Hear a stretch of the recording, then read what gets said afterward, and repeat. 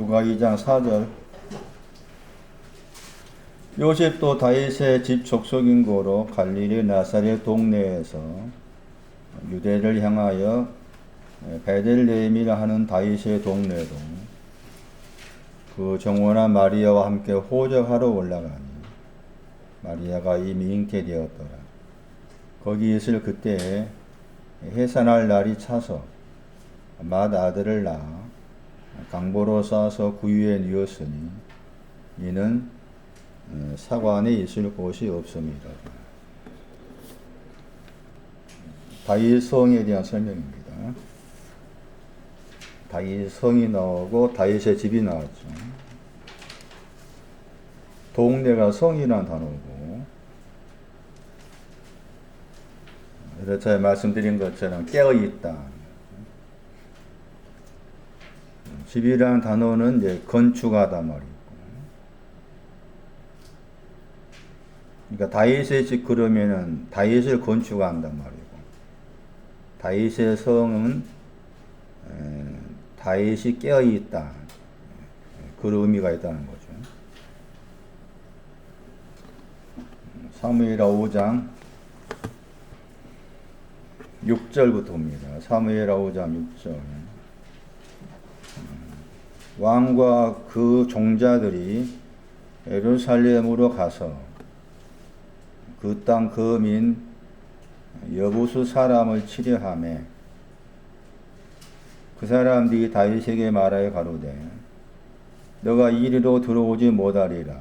소경과 절뚝발이라도 너를 물리치리라 하니 저희 생각에는 다윗이 이리로 들어오지 못하리라 함이나 다윗이 시온 산성을 빼앗았으니 이는 다윗성이더라. 그날에 다윗이 이르기를 누구든지 여부수 사람을 치거든 수구로 올라가서 다윗의 마음에 미워하는 절뚝발이와 소경을 치라 하였으므로 속담이 되어 이르기를 소경과 절뚝발이는 집에 들어오지 못하리라 하더라. 다윗이 그 산성에 거하여 다윗성이라 이름하고 밀로에서부터 안으로 성을 둘러싸으니라. 여기에 지금 다윗성이 나온 거예요. 7절에 다윗성이 나오고 9절 말씀에 다윗성이 나오죠. 7절의 다윗성하고 9절의 다윗성은 다르죠. 7절은 시온 산성을 다윗성이라고 그랬고 9절 말씀은 시온이란 말이 빠져 있고 그냥 산성이죠. 그냥 산성을 다윗성이라 그렇게 나와 있습니다. 그리고 시온 산성은 6절에 그 여부수 사람과 관련되어 있죠. 그리고 시온 산성에는 절뚝발이 소경도 있는 거예요. 다 여기까지 이해됐습니까? 그냥 다윗성 그러니까 이제 시온 산성이 곧 다윗성이다. 그 말이에서 좀 생각을 해야 된다. 그리고 지금 신약 성경에서 다윗성을 말할 때는 9절이란 거예요. 다윗성을 말할 때는 9절. 왜 한민도 안 왔어요? 에? 몸살 났어? 여부수라 이름의 뜻은 타작마당에서 발로 밟다입니다. 다 이게 다 의미가 있는 거라겠죠. 그냥 문자적 말씀이 아닌 거죠. 밟아야 될 밟는데 이게 이제 잘못 밟은 거지. 여부수란 말이 밟다의 뜻인데, 그러니까 밟은다 했을 때도 하나님 보시기에 밟아야 할 것이 있을 것이고, 또 밟아서는 안 될 것이 있는데 이 사람은 지금 밟아서는 안 될 걸 밟고 있는 거예요. 그게 이사야 63장 18절. 나중에 집에 가 찾아보시기 바랍니다. 그리고 여호수아는 또 여호수아 15장 8절을 봐야 돼. 왜냐하면 여호수아 15장 8절이 여부수와 연관해서 나온 말씀 가운데 지옥이라는 단어가 나와 있는 개인론 골짜기가 나옵니다. 그래서 여부수하고 개인론 골짜기, 개인나와 이렇게 연관되어 있기 때문에 그 구절도 기억할 필요가 있어요. 이거 소경과 절뚝발이. 이게 지금 시온 산성을 구성하는 것이 여부수, 소경과 절뚝발이 다 이게 시온 산성을 구성하는 거예요. 그것은 이제 빼앗았다 그 말은 포로로 잡아왔다 그 말이죠. 그것을 포로로 잡아온 거예요. 그리고서 이제 포로로 잡아왔잖아요. 잡아왔으면은 이 절뚝발이하고 소경을 정리를 해야 되잖아. 그래서 거기 이제 거기 8절에서 칠하한 거지. 수로를 통해서 여부 사람을 칠하했잖아요. 그 칠하는 게 내용에는 이제 소경과 절뚝발이 다 포함된 거예요. 그래가지고는 이제 다윗의 집에는 소경과 절뚝발이 들어오지 못한다. 이렇게 됐잖아요. 그리고 9절 말씀에서 이제 산성은 소경과 절뚝발이를 쳤고, 여부수도 이제 정리를 했고, 모든 게 다 정리된 것이 9절인 거지. 그래서 그 시온이라는 말이 빠져 있어요. 그러면 시온이라는 말이 붙어 있는 산성하고, 시온이 빠져 있는 산성을 다윗의 성이라 한 거잖아요. 거기에는 차이가 있는 게, 시온이 붙어 있는 산성은, 시온은 에가서 4장 7절에서 적보다 흰 거라 했잖아요. 그러니까 적보다 흰 것이 시온 산성에 포함되어 있는 거고, 그 말씀드린 것처럼 시온 산성을 구성하는 것이 소경과 절뚝발이었고, 또 한 가지는 산성이라는 말은 사냥한다는 말이에요. 사냥하다. 시온의 산성은 무엇인가 그 사냥하고 있는 그런 내용이 들어있는 것으로 말씀드릴 수가 있는 거죠. 그래서 이게 말씀을 펼쳐서 설명하려면은 이게 이 말씀만 가지고도 몇 시간 걸리겠죠. 그런데 지금 잠시 지나가는 말씀을 한 것이기 때문에 9절 말씀 다시 보면은, 그래서 산성이를 한 거죠. 이 산성이 이제 시편에 다윗이 쓸 때 산성이라는 말을 많이 합니다. 그 가운데에서 뭐 시편 18편 2절이라든지 시편 71편 3절, 91편 2절, 144편 2절 말씀에 다윗이 산성이라는 용어를 쓰는데, 그 가운데 시편 31편 2절을 보십시오. 시편 31편 2절이 다윗성의 신앙을 말합니다. 2절하고 3절이 나오잖아요. 이 책은 지금 3절 4절이죠. 시편 31편 3절 4절. 거기에 3절 보시면은 견고한 바위 할 때 바위가 추루죠. 그 다음에 구원하다 동사가 나오고, 보 단어가 나오죠. 보가 산성이죠. 보. 그리고 장이 집입니다. 그러니까 시편 31편 3절로 시온 성이 산성인데, 그 산성의 내용이 구원하는 집이다. 그러니까 이제 번역을 3절에도 산성 번역해야 되지. 이해되십니까? 시편 31편 3절에 우리 번역은 뭐로 번역했어요? 여기? 구원하는. 그렇게 번역했잖아. 응? 이렇게 번역하면 이 말씀을 쓴 다윗의 우도를 완전히 그냥 퇴색시켜버린 거잖아요. 그러니까 구원하다가 동사하잖아. 산성은 집이란 거지. 응? 다윗성의 산성이라는 말은, 산성은 집인데 그 집이 어떤 집이냐? 구원받은 집이란 거지. 그러니까 신앙의 끄트머리를 말합니다. 그게 다윗성이라. 그리고 거기 이제 4절 말씀에 나의 반석과, 반석은 또 셀라잖아요? 앞에 거기 3절에는 추루고, 반석이 두 가지라고 했잖아요. 추루가 있고 셀라가 있었는데, 다 영어 번역은 락이잖아, 락. 영어 번역에서 그 락이라는 단어가 이제 번역할 때 바위 번역하기도 하고 반석 번역합니다. 그럼 이제 4절에서는 셀라라는 반석을 말하고, 그 다음에 이제 번역을 제대로 했죠? 뭐라 번역했어요? 산성을 했잖아. 산성.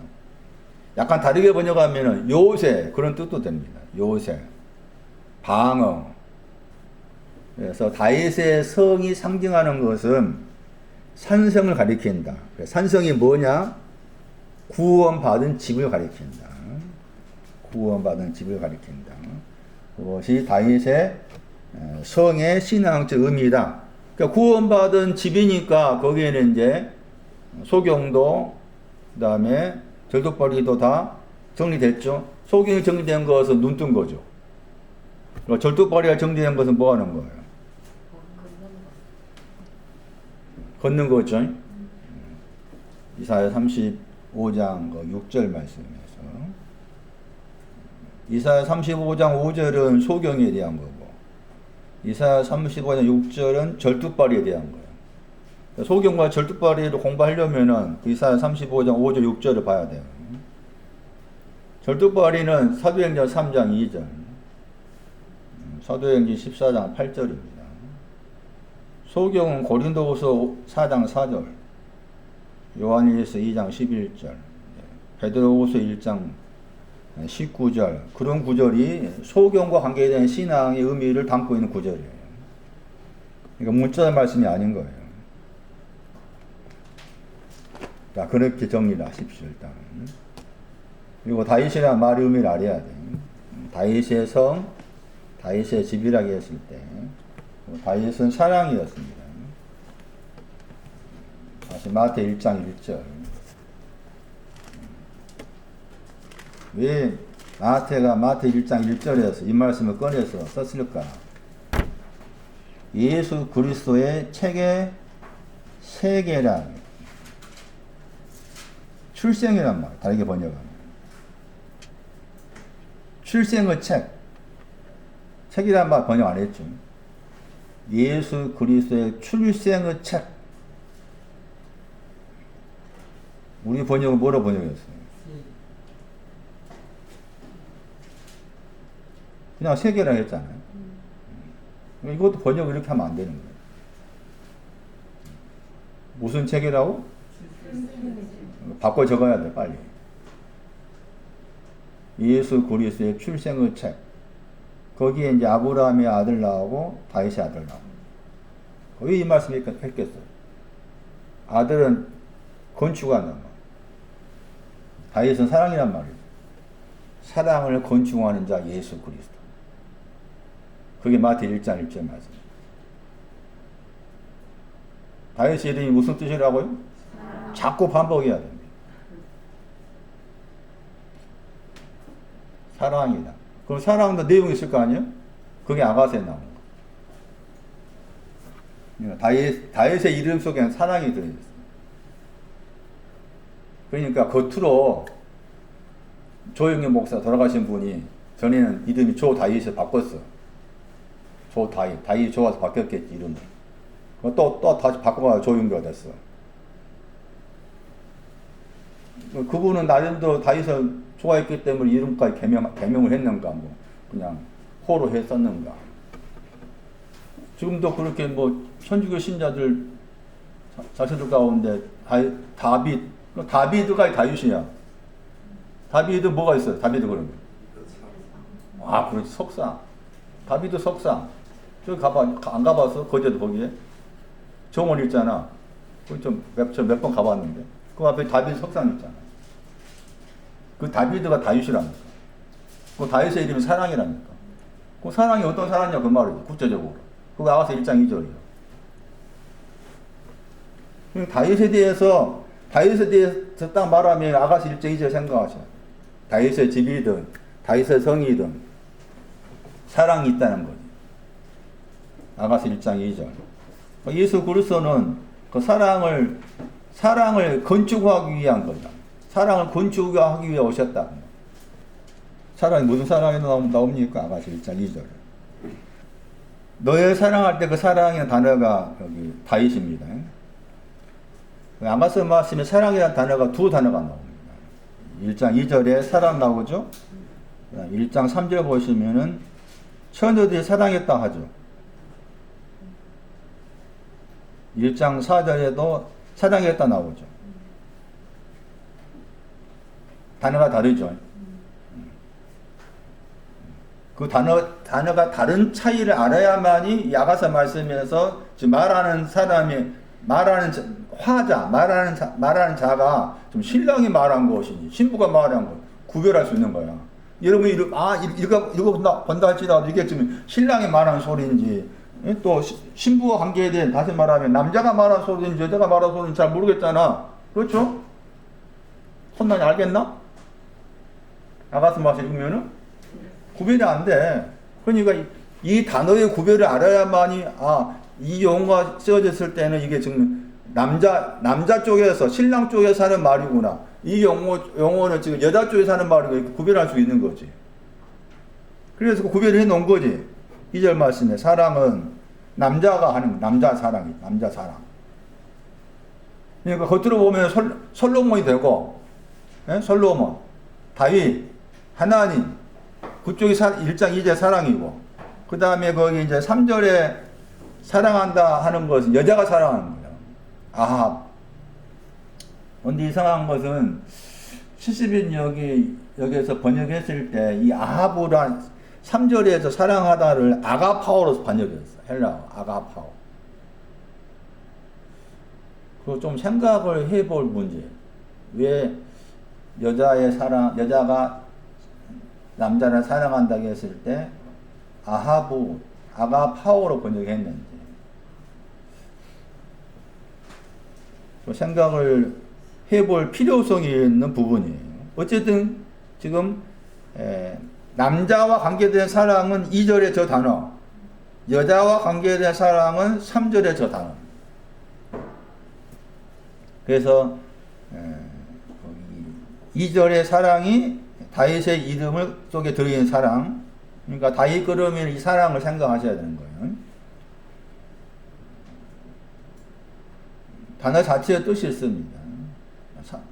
사랑으로 번역할 수 있지만 그 사랑이 어떤 사랑인가 라고 했을 때 사랑이 식어 있다는 뜻이 아니고 항상 끓어 있습니다. 영어 번역했을 때 보일러의 동사가 보일입니다. 계속 끓는 사랑. 손난이. 손난이 이뻐서 내가 자꾸 이름 부르네. 진영이한테 지금 아직도 끓고 있냐?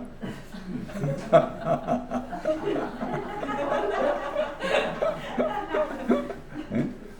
그때 이제 결혼할 때는 끓였잖아. 그리고 몇 주간. 뭐 이제 50, 60 넘은 사람은 진짜 식어버렸고. 그렇잖아. 투 보이. 저분이 나를 사랑한 사람은 계속 끓고 있어. 식은 적이 없어. 그런 말입니다.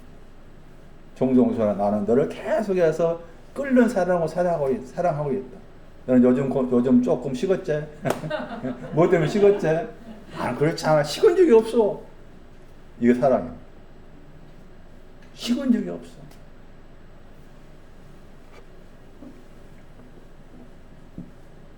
내용은 포도주보다 선하다. 계속해서 끓는 사람이 끓는데 그 끓는다고 했을 때 그 끓는 것이 포도주에서 나온 걸 말하. 포도주보다란 말은 포도주가 있는데 그 포도주에서 나온 사랑인데 그 사랑이 선이라겠죠. 나왔단 말이 선이란 말. 나왔다 번역했잖아. 그게 선이란 말이에요. 그리고 그 선의 내용이 여기 이제 4절 말씀에 우리 번역으로 마땅하다. 4절에 마땅하다. 찾았습니까? 마땅하다 찾았어요? 그리고 그 마땅하다가 이제 7장 가시면은 7장을 이 사랑과 관계에서 설명한 거죠. 7장 10절에 거기에서는 이제 마땅하다 미끄럽게 번역했고 사랑하는 자. 그래서 다시 정리하면 아가서 1장 2절 말씀에서 끓는 사랑, 식지 않고 계속해서 끓는 그 사랑은 포도주가 있는데 포도주에서 나온 것으로서 선한 것이다. 그리고 선한 것은 내용이 마땅하다. 그런데 이제 4절 같은 경우에 번역을 다시 보면 생각해 보면은 제 나름대로 말씀 보면 생각해 보면은 우리 번역으로는 포도주에서 진함이라 너의 사랑이 그래놓고 처녀들이 너를 사랑함이 뭐한다 했죠. 그렇게 번역했죠. 처녀들이 사랑하는 것이 마땅하다 이렇게 번역했잖아요. 그런데 이 마땅하다가 그렇게 번역하면 안 될 것 같아. 안 되고 마땅하다 어디에 붙어야 되는가 하면 사랑에 붙어야 돼. 다시 제 식으로 번역한다면 1장 4절에 의역 포도주에서 나온 너의 합당한 사랑을 우리가 기억한다. 그리고서 이제 처녀들이 너를 사랑한다. 그러니까 처녀들이 사랑하는 것은 거기서 끝나야 돼. 처녀들 사랑하는 것을 마땅하다 같이 붙여가지고 해석하지 않고 처녀들이 사랑한다. 그래 끝나야 되고 그러면 처녀들이 사랑한다고 했을 때 그 사랑의 대상이 뭔가 하면은 너의 사랑, 남자의 사랑인데 그 사랑이 마땅한 사랑. 마땅한 것은 이제 포도에 나와야 되고 마땅하다 이게 번역하기 어려워. 마땅하다를 영어로 번역하면은 콩코드입니다. 콩코드. 일치하다. 포도주에서 나온 선한 사랑이 끓는 사랑이 일치된 거예요. 그 말은 나는 너와 일치한다. 같다 개념이에요. 제가 말씀드린 내용 가운데 하나됨이죠. 나는 너와 하나 되었다. 그런 의미예요. 그런 의미, 이 단어가. 그리고 이 단어의 동사가 우리가 많이 들었던 사무엘상 6장 12절 말씀에 베세메스로 똑바로 간다. 정직이는 여기 거기에 들어있어요. 똑바로 나아가다. 그러니까 사무엘상 6장 12절 말씀에서 베세메스로 나아간다. 베세메스 길로 나아간다 했을 때 그 베세메스가 해가 신랑이고 신랑의 집을 바꿔 생각됩니다. 해가 시편 19편 말 신랑을 상징해. 해가 상징하는 게 많아요. 말라기서 말씀이 의를 갈아탄다고 했고 시편 19편에서는 신랑 관계 말하고 다른 데서 보좌를 말하고 많이 나와 있는데 그 사무엘서 6장 그 12절 말씀은 그 해는 신랑을 생각해야 되고 그러니까 신랑의 집이지. 신랑의 집으로 갔다 이런 개념인데 여기서 이제 이 마땅하다 거기에 이 동사가 들어있습니다. 그러니까 정직하다 그 말은 그런 개념이지. 똑바로 나가는 그 방향 목적지가 베세메스라는 거잖아요. 마땅하다 하는 것이 사랑과 관계에서 그렇게 설명을 한 거예요. 다시 정리하면은 다윗의 이름은 사랑이 들어있는 거야. 그 사랑은 포도주에서 나온 사랑이다. 그러면 포도주가 내용이 있을 거 아니에요? 포도주의 신앙 이르이란 것인데 거기서 나온 것이다. 이런 말이에요. 포도주가 있는데 포도주에서 나왔다. 나온 것이 다윗의 사랑이고 그 사랑이 지금 콩코드 일치하다. 동등되다. 그런 사랑의 내용이란 거죠. 포도주 창세기 49장 11절. 옷을 씻었다 한 거죠. 그 옷이 여기에서 38장에서 구름을 옷으로 만들었다 할 때 그 옷입니다. 번역된 거 하면 안에 뜻도 되어 있는 옷이었죠. 창세기 49장 11절. 거기에서 나온 겁니다. 창세기 49장 11절에 포도주에서 나왔다.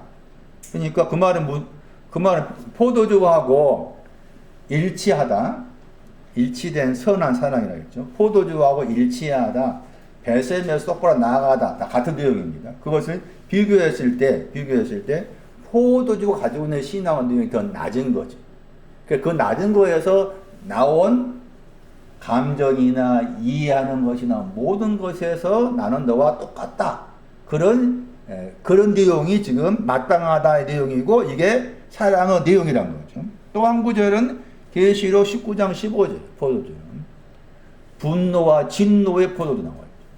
분노와 진노의 포도주로부터 나온 것이다. 그 말이죠. 그러면 분노와 진노의 포도주인데 진노와 분노에서 나온 것이기 때문에 진노와 분노를 다 정리한 그런 내용으로 지금 말씀하고 있는 것이죠. 그래서 다시 정리하면은 아가서 1장 2절 말씀이 지금 다윗과 관계해서 이 단어가 지금 여러 번 나옵니다. 여기 아가서 말씀이 제일 많이 나오고 또 다른 데서 나오는데 도합 39번 나온 단어입니다. 저 단어가 사랑이라는 저 단어가. 그리고 이 사랑이라고 했을 때 지금 이제 제가 복잡하게 말씀드렸지만 딱 줄여 말하면은 이 사랑은 침소입니다. 침소. 그래서 이 사랑과 관계에서 침소를 말씀했습니다. 그게 에스겔서 23장 17절이에요. 그러니까 다윗의 이름은 사랑인데 그 사랑은 결혼이 아닌 거예요. 포도주는 결혼이에요. 결혼잔치, 혼인잔치. 그걸 생각하셔야 돼. 포도주는 혼인잔치, 결혼식이 포도주고, 이 사랑은 침소이지. 마치 많이 아는 구절일 거예요. 히브리 13장 4절인가 말씀에 결혼을 정기하라고 했잖아요. 그 다음에 침소를 더럽히지 말라고 나와 있죠. 침소를 더럽히지 말라 그 말 나옵니다. 그래서 에스겔 23장 17절 보시면은 이 사랑이나 단어가 나오고 거기에 아마 침소인가 그렇게 번역이 안 됐을 거예요. 보실래요? 아가서 1장 2절은 끓는 사랑은 침소와 연관되었다. 침상 번역이네요. 연애하다 번역했죠? 같은 단어입니다. 연애하다 번역했고, 아가서 1장 2절은 사랑 번역했죠? 침상 그랬잖아요? 그러니까 이 사랑은, 말씀드린 것처럼, 아까 좀 이해를 돕기 위해서 포도주에서 나온 사랑이라고 했을 때, 포도주 쪽은 지금 혼인잔치, 결혼식, 다 그게 포도주와 연관됩니다. 포도주와. 그런데 이제, 거기에서 나온 이 사랑은 침소의 사랑인 거죠. 침소의 사랑. 그래서 히브리서 13장 4절 말씀입니다. 거기에서 구별했죠. 혼인잔치하고 침소하고. 구조 굉장히 중요합니다. 히브리 13장 4절. 결혼잔치에 결혼하고 결혼 번역에는 뭐겠네요. 결혼하고 뭐 혼인잔치 결혼 그렇게 번역된 단어입니다. 거기에다가 침소가 나오잖아요. 그 굉장히 중요한 내용을 담고 있는 구절이. 근데 포도주는 말씀드린 것처럼 혼인잔치입니다. 혼인잔치. 그러니까 요한복음 2장 말씀에서 가나의 혼인잔치에 뭐가 부족하다고 했어요? 포도주, 그리고 이게 히브리어에서 거의 결혼이라는 단어에 히브리어 속에 이게 마시다 뜻이 되어있어요. 마시다 뜻이 들어있는데 그 가운데 마시다 했을 때 이제 마시다 내용이 많은데 그 가운데 젖과 포도주를 마시다. 그리고 특히 포도주를 마시는 쪽입니다. 그러므로 아가서 1장 2절 말씀에 포도주는 결혼, 혼인잔치 그쪽이 속하고 그 다음에 다윗이 가지고 있는 사랑은 어디에 속한다고요? 침소에 속합니다. 그리고 그 구별을 히브리 13장 4절 말씀에서 하신 거다. 그러니까 다윗의 사랑은 나와 함께 결혼을 지나서 결혼 잔치를 지나서 침소에 가자. 한나됨으로 가자. 한 것인데 지금 에스겔서 23장에서는 부정으로 말했죠. 바벨이 나왔잖아. 바벨이 나와가지고 거기에 부정으로 말해가지고 거기에서 지금 또 창녀와 연관된 단어가 거기 나옵니다. 음란과 바벨이 나왔잖아요. 에스겔 23장 거기 17절 말씀에. 그러니까 거기에서는 부정으로 말했다고 그 말은 이 바벨이라는 이 단어가 혼잡하다, 혼합하다 단어가. 그러니까 혼합되었다 그 말은 아까 말씀드린 여기 이제 아가서 1장 2절하고 에스겔 23장 17절 연기를 생각한다면 에스겔 23장 17절 말씀은 사랑이 침소인데 거기에서는 바벨의 아들들이 그 사랑이 있는 침소에 들어간 거예요. 그것을 이제 음란이 금이 번역했잖아요. 왜 그 문제가 있는가 하면은 그 사랑이 있는 침소에 가려면 어떻게 해야 된다는 거지? 어떻게 해야 돼? 먼저 결혼식이 와야지. 포도주가. 근데 바벨 그 사람 포도주가 없이, 결혼식이 없이 그 말이지. 혼인잔치가 없이 곧바로 침소 가는 거예요. 그것을 이제 음란이라고 그래. 그 구절에. 그러니까 음란이란 말도 그런 신앙적인 개념인 거죠. 그래서 다윗의 이름은 사랑인데 그 사랑은 침소와 연관된다. 그 침소를 비교했을 때 혼인잔치가 있었는데 혼인잔치에서 나온 침소다. 그러면 계속해서 끓는다. 나를 향해서 식은 적이 없다. 침소에서 나와. 그 침소라는 개념 자체가 콘코드, 일치, 하나된, 동등, 그거. 침소라는 개념. 동등되다, 하나되었다. 그런 개념이, 물론 단어 자체가 누워있다 뜻이 들어있어요. 침소라는 그 단어 속에. 누워있다고 했을 때, 그 누워있음이 일치함이요, 동등이요, 그런 개념이다. 개념을 이해를 하셔야 되는 거예요. 이것이 다윗의 이름이 가지고 있는 신앙적입니다. 그래서 마태 1장 1절 말씀 왜 물론 아브라함의 아들이라는 말을 먼저 뒤에 하셨고 앞에 다윗의 아들을 했을 때 예수 그리스도의 세계는 나심은 출생은 이 사랑이죠. 포도주에서 나온 혼인잔치에서 나온 침소의 사랑을 가진 예수 그리스도 이 개념이죠. 예수 그리스도라는 개념 속에 이런 의미가 들어있는 거예요. 그래서 마태가 그런 내용을 알고서 1장 1절에서 이 말씀을 딱 한 거예요. 그럼 다윗의 집, 다윗의 성 그러면 다 침소로서 깨어있다. 침소를 집 그러면은 침소를 건축한다. 침소에 대해서 성문은 깨어있다. 침소에 대해서 깨어있다. 그게 다윗성, 다윗의 집. 사무엘하 5장에서는 그것을 산성, 구원하는 집. 나와서요. 집에 가셔서 자꾸 비교해서 보십시오. 시간 위해서라도. 다음 말씀은 왜 사관에는 있을 곳이 없고 그 말 썼느냐. 있을 곳이 사관 안에는 없고 사관 안에 있을 곳이 없다 그 말은 반대로 생각하면 있을 곳은 구유라 그 말이잖아요. 왜 사관 안에는 있을 곳이 없고 구유 안에만 있을 곳이 있느냐 그런 내용입니다. 그래서 사관하고 그다음 구유 그다음에 누가 2장 8절 말씀에 목자가 있는 곳이 지경이었죠. 지경안 다시 보세요. 지경의 단어 앞에 안이 있죠. 그다음에 사관에도 안이 있죠. N 표시에 나와서 구유도 안이잖아요. 순서입니다. 이게. 사관이 제일 낮고 그 다음 두 번째가 지경이고 세 번째가 구유입니다. 그러니까 목자가 지경 안에 있다 그 말은 목자는 이미 사관을 지나와서 지경 안에 있는 것이고 목자가 지경 안에 있다 그 말은 나는 저 구유 안에 들어가야 되는데 아직 내가 구유 안에 못 들어갔단 말이에요. 지경 안이라 의미가 풀어 설명하면 구유 안에 내가 들어가야 되는데 아직 내가 구유 안에 못 들어갔다 하는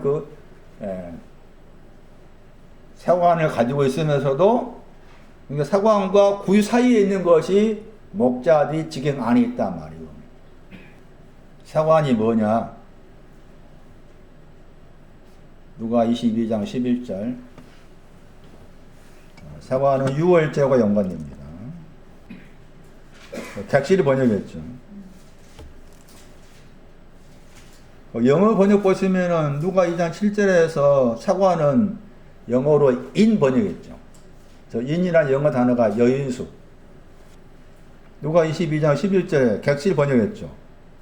뭐로 나와 있어요? 영어 번역이. 손님방. 그래서 이 객실 사관 거기에는 동사가 손님이라 돼요. 손님, 게스트. 손님이라 뜻이 되겠어요. 손님이라 뜻이 되겠어요. 손님. 누가 22장 11절에 유월절이 있는 곳이죠. 거기란 말 번역 안 됐잖아요. 저게 이제 어느 곳 그 말이죠. 그러니까 이 사관은 유월절과 연관돼요. 유월절의 신앙에는 있을 곳이 없단 말이에요. 우리 번역 있을 곳 번역했잖아요. 있을 곳으로 번역된 저 내용이 유월절의 객실 안에는 있을 곳이 없다. 있을 곳은 구유 안에만 있다. 있을 곳은 구유 안에만 있다. 그 유월절이 무엇인가에 대한 설명입니다. 제가 좀 종종 욕하다시피 한 하나님의 교회, 자기는 유월절 분일 지킨다고 그러더라고요. 유월절 지켜요. 토요일날 예배 드려요. 성탄절 안 지켜요. 유월절이 뭔가? 우리가 지식으로 알아야만이 그 사람들이 말한 것이 잘못된 것을 판단을 줬잖아요. 출애굽기 12장 13절 유월절입니다.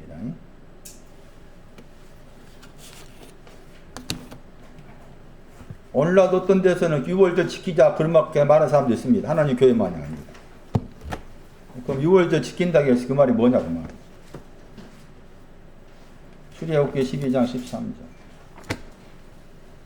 피를 볼 때 넘어가다. 유월절은 넘어간다. 유월절의 의미가 뭐냐? 피를 볼 때 넘어간다 하는 저 넘어가다가 유월절의 동사입니다. 그러니까 오늘 우리는 유월절을 지켜야 됩니다 라고 했을 때 딱 줄여 말하면 유월절 지키는 것은 피가 있어요. 그리고 넘어가는 내용이 있어야 되죠. 물론 넘어가는 거에 피를 통해 넘어가는 거예요. 피를 통해 넘어가는데 그 넘어가는 내용을 내가 가질 때 지금 나는 여기에서 내 마음에서 유월절 지키는 거예요. 유월절 지킨다는 말이 이 겉의 것이 아니라 내 안에서 지키는 것이다. 피인데 이제 어린 양의 피입니다. 출애굽기 12장 5절에 번역을 어린 양 번역했어요. 양을 말할 때도 양이란 그 단어가 많이 나옵니다. 한 7개, 뭐 줄여 7개 가까이 나와요. 양이란 단어가. 여기서는 지금 어린 양을 번역할 때 저 단어가 나오죠. 저 단어가 이제 이사야 53장 7절에 나옵니다. 그러니까 우리가 양 그러면은 이제 양에 대해서 말한 내용 가운데 요한복음 10장이 또 양에 대해서 많이 설명한 내용이 나오죠. 양의 목자, 양의 문 등등. 그랬을 때 그 헬라어의 히브리어에는 그 양이라는 히브리어가 참 많습니다. 한두 개가 아니다 그 말이에요. 그 가운데 지금 유월절과 관계된 양이 이사야 53장 거의 7절이다. 도살장으로 끌려간 양. 거기는 도살장으로 끌려간 9절에 도살장으로 끌려간 양이 있고 택감문자 앞에서 잠잠한 양도 있죠. 그 9절에만 양이 두 가지잖아요. 응? 똑같은 이제 그 양 둘 다 양이 예수 그리스도야. 응? 예수 그리스도인데 앞에 있는 양은 도살장으로 끌려가는 인도를 받는 그 양은 뭐 하기 위해서냐? 넘어가게 하기 위해. 유월절 나에게 주기 위한 것이 이사야 53장 7절 앞부분의 양인 거고 뒷부분의 양은 히브리어로 그게 라헬이지. 레아 라헬 할 때 그 단어랑 그 단어의 헬라어가 요한복음 1장 29절 말씀에 세상죄를 지고 간 하나님의 어린 양. 베드로전서 1장 19절 말씀에 점없고 흠없는 그리스도의 보배로운 피 같은 어린 양 나오잖아요. 그 단어. 그러니까 내용 다르겠죠. 제가 지금 무슨 말 하고 나겠나 손나니?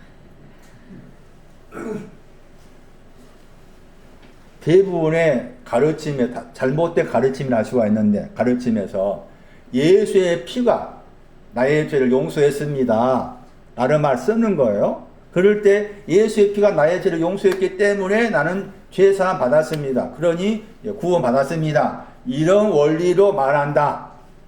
성경은 그렇게 말하고 있지 않다. 이사야 53장 7절만 가만히 들여다봐라.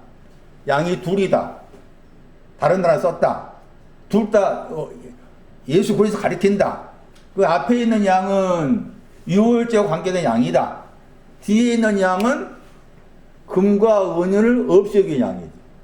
베드로전서 1장에. 저먹고 흙먹게 하기 양이지.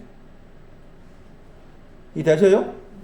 그런 구분을 해야 되는데, 그런 구분이 없이 그냥 무작위로 예수의 피가, 예수의 피가 이렇게 이사업 3장 7절 구분했잖아. 양을 구분해 놨잖아요. 그 구분할 것도 없이 그냥 다 예수의 피로서 죄사 받았다. 그러니 구원 받는다. 이 논리가 구원파라니까 저쪽에 많잖아. 대연해식의 침례. 내가 굳이 말할 필요가 없어. 억수로 많아. 아, 집에 가 쳐봐. 박옥순이 뭐니 뭐. 무슨 또 겨울 세미나 세미나 할 때마다 많아. 그런 논리 펴는 거요. 그리고 왜 그 양이란 용어를 그 이사야 53장 한번 보더라도 3개야, 3개. 53장 그 6절인가 5절 말씀에는 각기 자길로 갔거늘. 그거 나오죠. 다른 단어야, 그 양이 초원이야, 초원. 여기는 새. 저쪽은 나의. 또 있어. 한 2개가 또 있어. 그 복잡한 거야. 그걸 그냥 줄여가지고 헬라어로 말했을 때 신약 성경의 양이라. 그러면 이제 마태 25장에서 염소양 이야기 하잖아? 염소양 이야기 하잖아. 그럴 때 이제 그 염소에서 양이 나왔잖아. 그리고 그 양한테 이제 상속해 주겠다 이러잖아요. 그럴 때 그 양이 도대체 어떤 내용의 양인지 살펴야 되는 거지. 응? 히브리어 말 생각해서. 그러니까 말한 것처럼 예수의 피가 죄를 용서했다. 그런 논리를 가지고 말하면 안 된다. 먼저는 유월절 양과 관계 생각해야 되고, 그 다음에는 저먹고 흠없는 그 내용과 관계된 나헬로서, 히브리어 나헬로서 양. 그 나헬의 헬라어가 요한복음 1장 29절에 새3째 지구하는 어린 양. 베드로전서 1장에 나와 있는 그 단어. 그렇게 또, 그 단어 또 구별했어, 헬라어로는. 근데 대부분의 양 그러면 이제 요한복음 1장에 나와 있는 그 프로바톤이나 그 양의 단어를 이제 히브리어 여러 가지 그 단어 가지고 와서 그렇게 번역한 거예요. 그런데 지금 말씀드린 여기 유월절 관계된 양은 이사야 53장 7절 말씀에 도살장에 끌려가는 양인 것이고, 그 양의 피가 이제 예수 그리스도의 피다 그 말인데, 도살에 끌려가는 양의 예수님의 피를 통해서 넘어간다 했을 때 넘어가는 내용이 멸하지 않는 거죠. 썩지 않는 것만. 멸하다가 썩는단 말이에요. 그러니까 썩지 않는 것이 넘어간 내용입니다. 피가 썩으면서 썩지 않게끔 하는 것이 피입니다. 그러니까 넘어갔다 하는 그 단어 의미가 썩음이 있었는데 그 썩음을 없게 하는 것이 넘어가는 거예요. 썩는 것이 있었는데 그 썩는 것을 없게 하는 것이 넘어갔다의 의미입니다. 그러면은 썩는 것을 없게 한다 했을 때 그 내용이 뭘까? 구체적으로 그게 시편 78편 38절이에요. 시편, 그래서 시편 78편 38절 말씀이 넘어가는 신앙을 말합니다. 그게 6월절입니다. 시편 78편 38절에 하나님은 자비하시다 있죠. 그러면서 죄악을 사하시다 말하거든요. 죄악을 사하셨기 때문에 멸하지 아니했다겠죠. 썩지 아니했다. 그러니까 이게 이제 6월절의 신앙. 6월절 신앙은 죄악을 사하는 것을 말합니다. 6월절 신앙은 죄악을 사하다. 넘어갔다 말이 죄악을 사했다 말입니다. 죄악을 사하다. 좀 죄악에 대해서 좀 정리를 더 할 필요가 있을 것 같습니다. 상시 4장을 보세요. 죄악이라는 말은 많이 들었지만 구체적으로 죄악이 뭔지 상시 4장. 상시 4장 13절 말씀이 그 죄악이라는 단어가 처음 나온 성경 구절입니다. 이 구절을 통해서 죄악이 구체적으로 뭔가를 유추해 볼 수가 있어요. 물론 가인과 관계에서 나온 말입니다. 가인이 죄악을 번역했죠. 죄악입니다. 주로 죄악 번역을 많이 합니다. 창세기 4장 13절에 죄악이 너무 중하단 말이 크단 말입니다. 죄악이 커서 견딜 수 없다 했을 단어가 들어 올릴 수 없다. 그리고 죄악의 내용이 12절입니다. 효력이 없다. 코어 복수가 날개치며 올라가는 능력이 없다. 이게 죄악입니다. 복수가 날개치며 올라가야 되는데 내가 아직 내 신앙이 복수가 날개치며 올라가지 못합니다. 그게 죄악의 내용이에요. 이것을 사했다. 그게 6월절. 그 다음에 두 번째는 피하다. 같은 구절입니다. 우리 번역으로 피하다 하는 저 내용도 죄악입니다. 피하다. 이사야 24장 20절. 죄악에 대한 구체적인 내용입니다. 죄악을 사했다고 했을 때 죄악의 내용이 뭐냐? 먼저는 독수리의 신앙이 없다. 두 번째는 피하고 있는 것이 죄악이다. 그럼 피한다 말이 무슨 말이냐?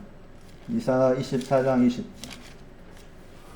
이사야 24장 20절 말씀에 창세기 4장 12절 말씀에 피하다, 유리하다 두 내용이 들어있습니다. 피하다, 유리하다는 두 내용이 이사야서 24장 20절에 들어있습니다. 그러니까 이사야 24장 20절 말씀이 죄악을 풀어 설명해 놓고 있는 구절을 할 수가 있습니다. 피하다, 유리하다 하는 저 내용이 죄악을 설명한 내용이다.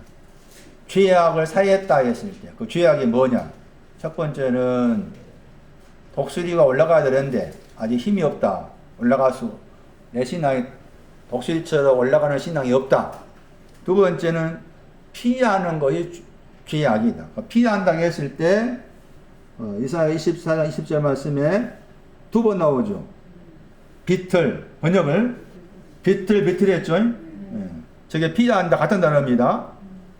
찾았어요? 같은 단어죠. 비틀. 그 내용이 뭔가 하면은 땅이 걸다겠죠. 땅이 비틀 걸다겠죠. 그러면 그 이제 비틀거리게 만든 것이 무언가면 취했다겠죠. 취하다. 저게 이제 그 죄악의 내용입니다. 취한 것이. 이게 취하다 번역했는데 이 단어가 다른 데서는 독주의 뜻입니다. 독주. 포도주와 독주가 나오는데 독주의 내용이 들어있습니다. 취하다 하는 저 단어가 여기 창세기 4장 12절 말씀에 피하다 하는 저 단어가 나와 있는 구절이 이사 24장 20절이고 여기에서는 번역을 비틀거리다 번역했다. 그러니까 비틀거리는 것이 죄악의 내용이다. 그런데 비틀거리게 만든 것이 뭔가 하면은 취하다 하는 저 단어 독주와 연관, 독주 때문에. 그러니까 독주를 마셨다 그 말이에요. 독주를 마셔서 비틀거립니다. 이게 죄악이에요. 독주를 마셔서 비틀거립니다. 이게 죄악입니다. 그러면 그 독주를 마신다고 하실 때 그 독주의 내용이 뭘까? 잠언 31장 6절. 독주 나오죠? 히브리어 쉐카르입니다. 쉐카르. 일본 막걸리 이름이 뭐예요? 샤케. 비슷하죠? 샤케라는 이름이 히브리어 따왔는지 모르겠지만 히브리어로 샤카르가 쉐카르. 독주. 독주고 여기는 이제 명사고 취하다 이사야 24장 단어는 이제 형용사고 취한 내용이 독주입니다. 독주를 주라겠죠. 누가 주라겠습니까? 멸망하다. 결국에는 비틀거리는 것이 멸망이 되는 멸망으로 인해서 비틀거리다. 멸망하다 그러면 시편 2편 12절 입맞추지 않아서 진노 때문에 망하다. 그게 죄악입니다. 입맞추지 않아서 진노 때문에 망합니다. 그게 피하다, 비틀거리다 내용이에요. 세 번째는 유리하다겠죠. 유리하다. 같은 구절에 유리하다가 나오죠. 여기서 흔들리다 번역했죠. 이사야 24장 20절에 흔들리다 그걸 번역했죠. 흔들리는 것이 뭐가 흔들리다 있는 거 침망이 나오죠. 이사야 24장 20절에 침망이 나오잖아요. 그 침망이 흔들거린다. 그거 나와있죠. 침망이 흔들거리다. 침망이 흔들거리는 것도 이게 죄악에 속한다. 그렇게 볼 수가 있는 거예요. 침망이 흔들거리다. 그리고 침망의 단어가 딱 두 번 나온 단어입니다. 1장 8절 이사야서 1장 8절에 침망의 단어가 나옵니다. 여기서는 이제 1장 8절에서 침망의 단어가 나오는데 흔들거린다고 했을 때 흔들거림이 침망과 연관돼 나왔잖아요. 침망과 연관해서. 그러면 침망과 연관해서 흔들거린다고 했을 때 흔들거리는 그게 이제 말씀드린 것처럼 죄악이었죠. 흔들거리는 것도 사하다. 피하는 것, 비틀거리는 것 사하다 그 말이죠. 흔들거리는 것, 비틀거리는 것 사했다. 죄악은 비틀거리고 또 죄악은 흔들거린다. 죄악은 독수리가 아직 안 되었다. 그게 다 죄악인데 그것을 사했다. 그게 지금 유월절과 연관된 신앙의 내용이었어요. 그런데 침망 그랬을 때 침망이라는 단어의 동사가 아가서 말씀을 이해하는 게 나올 텐데 아가서 7장 보시면은 아가서 7장 11절에 물론 다른 구도 있지만은 흔들거리는 관계해서 아가서 7장 11절 보시면 아가서 7장 유수가하다. 이 책은 12절 동네에서 유수가자 나오겠죠. 유수가하다 단어. 침망이라는 단어는 유수가하다. 약간 다르게 번역하면 밤을 세우다 뜻이 있다. 밤을 세우다. 그냥 밤을 세우는데 밤새운 내용이 하나님께서 원하는 것이 빠졌기 때문에 밤새우고 있지만은 흔들거렸다. 그게 죄악이라는 의미가 되는 것이고, 여기에서 동네라고 했잖아요. 동네 안에서 밤을 세우다. 밤을 세우는 것이 침망이다. 그런데 밤을 세운다 할지라도 흔들거린다. 그 말이죠. 그것을 죄악이라 부른다. 근데 이제 아가서 그 7장 그 12절 말씀에서 동네가 나오죠. 동네가 안에서 그랬죠. 저 동네가 카파르잖아요. 아까 시편 그 78편에 죄악을 사했다겠죠. 죄악을 사하다 했잖아요. 그 단어가 이 동네의 단어의 동사입니다. 그러니까 이 단어도 사함을 바꿔서 거기에 지금 밤새우고 있다고 말이죠. 이해되시는가요? 죄악을 사하는 것이 유월절의 신앙이다. 피를 통해서 썩는 것에서 썩음이 있었는데 썩음이 없게 되었다. 그 썩는 것이 뭔가 하면은 죄악이 있기 때문에 썩는 거다. 그것을 썩지 않게 했다. 그것을 죄악을 사했다 그런다. 죄악이 뭐냐? 세 가지 말했죠. 처음에는 독수리의 신앙이 없는 거. 두 번째는 독주 마셔가지고 비틀거리고, 세 번째는 침망 안에 있는데, 침망에 누워있는데, 또 흔들거리고, 침망이 뭐냐라고 했을 때, 밤을 새우다 때 들어있고, 또 그 단어가 사용된 아가서 7장을 살펴보니까, 동네 안에서, 언어에는 안이란 말하고 있죠. 동네 안에서 밤을 새우고 있어. 근데 그 동네란 그 단어가, 신약에 많이 나와 있는, 종종 나와 있는 가버나움 할 때 가버야. 그리고 그 가버는 단어가 용서한단 말이지. 여기서 보니까 용서 받음 안에서 밤새운단 말이죠. 그게 침망이라. 용서 받는 거 거기에서 유숙하다. 그런데 불구하고 이사야 24장 말씀에서는 그 침망인데 그것도 뭐 한다? 흔들건다 그 말이죠. 그렇게 생각했을 때, 그러면 아까 저 죄악을 사했다고 했잖아요? 그랬을 때 이 카파르가 다른 걸 참고하면은 성경에서 죄를 말했을 때 크게 말하면 죄야, 죄, 허물, 이게 크게 말했을 때 등장한 세 단어입니다. 물론 이 외에도 죄와 연관한 단어가 속건죄가 있고 제 기억으로 또 몇 개 더 있습니다. 그런데 제일 많이 나온 단어가 이게 죄악, 죄, 허물이에요. 그런데 이 세 단어가 다 카파르와 연관한다고 합니다. 죄악을 용서하다, 사하다, 죄를 사하다, 허물을 사하다 이런 거죠. 그러면 지금 말씀에 6월절에서는 죄악만 사했잖아? 죄악을 사함 받았죠? 그러면 또 뭐가 남아있어? 죄가 남아있죠? 또 뭐가 남아있어? 그 말이죠. 그런데 여기서 동네란 말은 지금 죄악을 사했다, 그걸 빼놓고 상관한다면 동네는 죄를 사했다 그 말이죠. 죄를 사한 그곳에 거기에서 밤을 새우고 있는 것이 지금 침망 속에 있는 거야. 그런데도 흔들린다 그 말이죠. 그 말의 의미는 허물을 사하고 죄를 사하고 죄악을 사했다 할지라도 한계가 있다고 말이에요.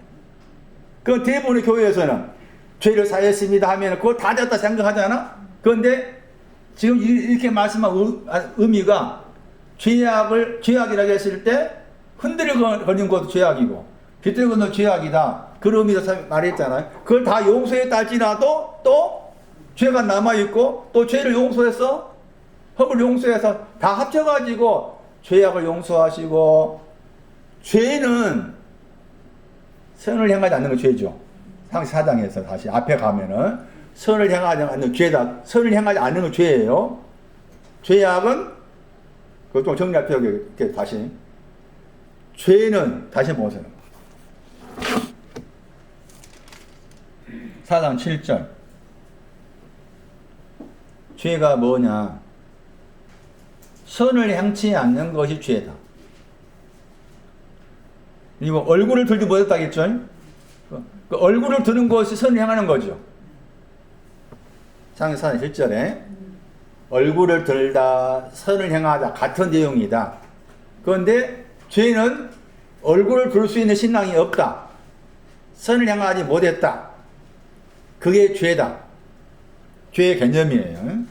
이렇게 창세기 7절로 이렇게 정리할 필요가 있습니다. 죄라고 했을 때. 이게 이제 신약 성경 말씀에서 죄를 말할 때도 이 관점에서 볼 필요가 있어요. 이 관점에서. 창세기 4장 7절이에요. 선을 행하지 못한 것.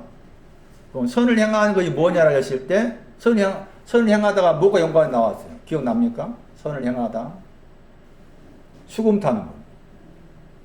수금 타는 것. 시편 33편. 아마 3절일 거예요. 선을 향한 내용이. 시편 33편 3절입니다. 거기에 수금 타는 누와 그게 다 선을 향하다 관련된 거예요. 그래서 죄는 그 선을 향하지 않는 것이 죄라. 죄악은 4장 12절을 근거해서 베풀된 말씀이지만 아직 내가 독수리가 안 돼 있는 거, 독주 마셔가지고 비틀거리고 있는 거, 신망 안에 있지만 흔들리고 있는 거, 그런 죄악이다. 그런데 말씀드린 것처럼 시편 말씀에서 죄악을 사했다고 했을 때 그 사하다 단어가 죄를 사하다, 그 다음에 허물을 사하다. 허물 그러면 허물도 이해하기가 좀 어렵잖아요. 지금 죄하고 구별되나요? 차 권사님? 다시 이제 가서 보시면, 들어보시고 하시면 좀 정리되겠죠. 창세기 4장 거기에서 지금 가인과 연관해가지고 죄가 나고 죄악이 나와. 그러니까 그 구조를 잘 살펴야만이 죄가 무엇이고 죄악이 뭔지 알 수가 있겠죠. 가인이 땅을 경정한 사람이었어. 땅, 아다마를 경정한 사람이 가인이다. 그 아담의 열매를 가져왔잖아. 그런데도 선을 행하지 못하죠. 그럼 아벨의 신앙은 다 있다 그 말이죠. 아벨의 신앙은 죄가 없고 죄악이 없는 것이 아벨의 신앙이에요. 그 아벨이 이제 가지고 온 내용 가운데 첫 새끼 가져왔잖아요. 첫 새끼 다음에 기름이 나오지만 그 첫 새끼가 뭐예요? 먼저 낳으신 자. 먼저 낳으신 자 첫 새끼야. 먼저 낳으신 자, 아니, 먼저 번역. 먼저 낳으신 자 가져온 거예요. 아벨이 가지고 온 그 첫 새끼가 먼저 낳으신 자라니까. 누가 2장 그 7절에 먼저 낳으신 자가 아들이 있었잖아. 먼저 낳으신 자 가지고 온 거예요. 기름은 또 이제 더 먼저 낳으신 자 신앙보다 높은 거예요. 당연히. 해석을 한다면은. 그래서 가인과 관계해서 죄와 죄악이 등장했기 때문에 그 죄와 죄악을 방금 소개한 그 관점에서 이해할 필요가 있겠다는 것이고. 그러면 허물이라고 했을 때도 우리가 이제 이사야 44 22절 말씀에 허물을 빽빽한 구름 사라진 것 같이. 그 다음 죄가 나왔잖아요. 죄를 안겨 사라진. 거기 이제 허물하고 죄가 나오죠. 이사야 44 22절에. 죄악은 없고. 그랬을 때 허물 그러면은 그 허물을 설명하기가 좀 허물 그러니까 이해하기 어려워, 그것도. 그래서 동사로 해석해야 돼. 동사로. 그 허물에 대한 동사가 나오는데 그 동사가 이게 허물이구나. 그게 이사야 1장. 세 종류의 죄를 그렇게 이해할 필요가 있겠다. 허물에 대한 설명. 이사야 1장 2절 말씀에 거역하였다. 이게 허물이라는 동사. 그러니까 거역한 것이 허물이에요. 이사야 1장 2절 말씀에 거역을 했죠. 거역하다 나오죠. 저게 이제 허물의 단어의 동사입니다. 그러니까 허물은 거역한 것을 말해요. 자, 그러면 거역한 내용이 있을 거 아니에요? 그래서 줄여 생각하면 거역한 것은 4절에 소가 나오고 나귀가 나왔잖아요. 지금 이제 구유를 설명해야 되니까 잠시 후에 시간 되면은 그러면은 거역한다 했을 때 허물 그랬을 때 구유를 알지 못함. 그게 허물이다. 구유를 알지 못함. 죄 다시 정리합니다. 죄는 얼굴을 들지 못하다. 선을 행하지 않다. 죄악은 독수리가 안 되었다.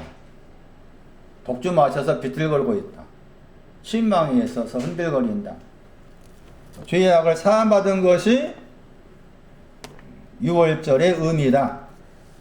그런데 말씀드린 것처럼 그렇게 죄악을 사했다 할지라도 또 죄 사하고 허물을 사했다 할지라도 그 사함받았다 하는 그 사함이라는 그 카파로 관계된 그 사함이라는 그 의미에는 한계가 있다. 그래서 그 78편 38절 말씀에 그 다음에 나온 말씀이 진노와 분노를 이야기한 거예요. 그러니까 그 말은 진노와 분노라는 말은 38절에 진노와 분노라는 말은 이미 사함받은 사람에게 진노와 분노가 있다 그 말이에요. 사함받은 사람에게. 아까 전에 포도주 계시록 19장 15절에 진노와 포도주였잖아. 포도주를 계시록 19장 15절 말씀에서는 진노와 번역 그렇게 안 했지만 진노와 분노가 포도주의 내용이라. 그런데 지금 78편 말씀에서는 하나님께서 궁휼하신 하나님, 자비하신 하나님이라고 했을 때 앞에서는 사했다고 했잖아. 그래서 사함 받았다고 했을 때 그 사함으로는 다 된 것이 아니란 거지. 그래서 진노와 분노 이야기한 거예요. 맞아요? 그래서 말씀드린 것처럼 죄악을 사했다. 그 다음에 허물을 사했다. 그리고 또 죄를 사했다고 했을 때 그 사함받았다는 단어가 이제 사하다 할 때 사하다 하는 그 단어도 몇 가지 되는데 그 가운데 대표적으로 이 카파를 쓴 거예요. 카파르. 이 카파르의 헬라어가 가보나움 할 때 가보가 카파르야. 가보나움 할 때 가보가 카파르라고 말해요. 근데 이 카파르라는 카파르라는 사함받았다 하는 데는 한계가 있다. 그래서 다시 다른 단어 소개하는데 애굽왕 바로를 말할 때 애굽왕 바로를 젊은 사자라고 해요. 에스겔 32장 2절 말씀에서 애굽왕 바로를 젊은 사자라고 그러는데 이 젊은 사자 이 단어가 카파르가 들어있어. 그냥 우리 식으로 읽으면은 그냥 젊은 사자겠지 생각이 쉽잖아. 그런데 히브리의 단어 이 젊은 사자 단어 속에 카파르가 있다니까. 그러니까 애굽왕 바로는 믿음이 있는 사람 없는 사람이요. 겉으로 보면 믿음이 없다, 믿음이 없고, 그렇게 생각하기 쉽잖아. 아니야. 사함받은 신을 가진 사람. 그 사함받은 신을 가진 사람한테 모세가 가가지고 백성들을 저기 사흘 길을 가서 제사 지내겠다, 보내주세요 하니까 안 보내줬잖아요? 안 보내준 것은 이제 강파하겠다 하는데 왜 그랬을까? 손난. 그렇지. 울타리, 한계.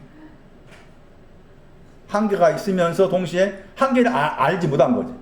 그 울타리에 갇혀있는. 사마다 하는 울타리에 갇혀있어. 그러니까 제사 드리는 거 광야야, 광야. 광야의 신의 위치가 가시나무. 광야는 가시나무. 그런 병을 생각하셔야 돼요. 어쨌든 애굽왕 바로를 젊은 사자라고 지칭했는데 그 젊은 사자라는 그 단어에는 이 카파로 용서하다 들어있다. 애굽왕 바로도 신앙 가진 사람이다. 용서받은 신앙 가진 사람이다. 또 한 가지 설이라는 단어.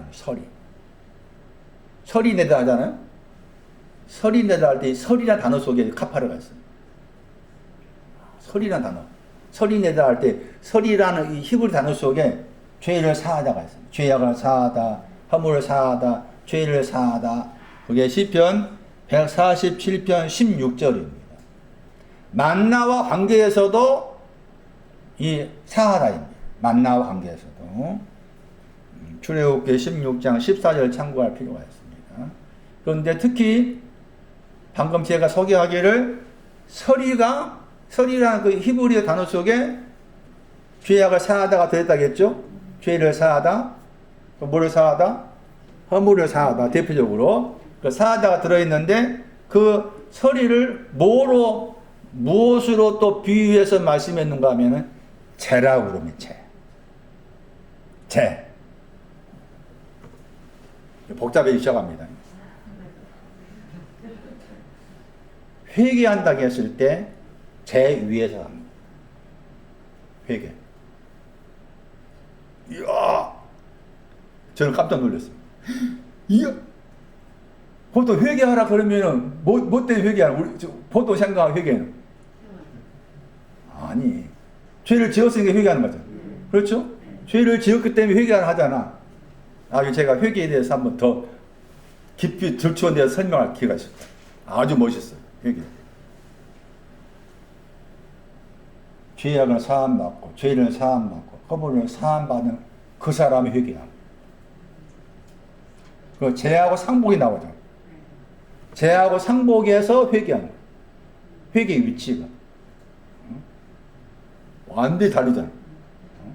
이미 죄악과 죄와 허물을 사함받은 거기에 그 사함받았어.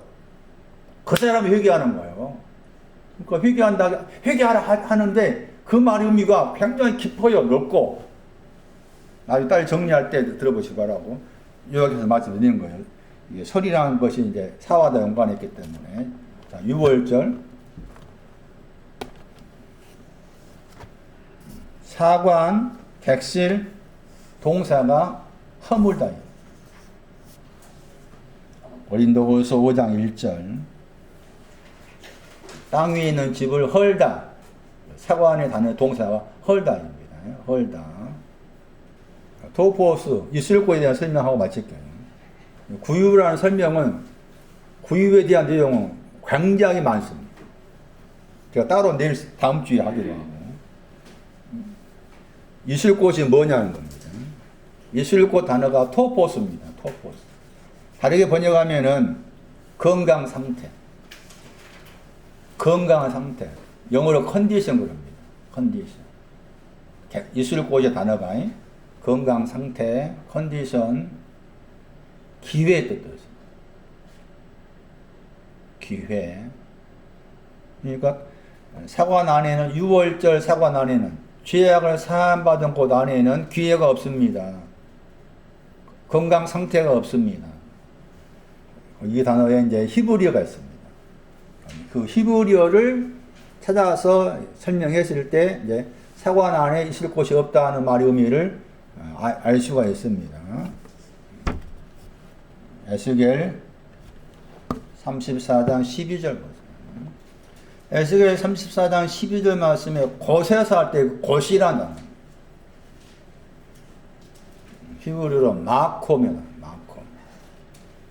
마콤이라는 단어의 헬라어가 토포스입니다. 있을 곳.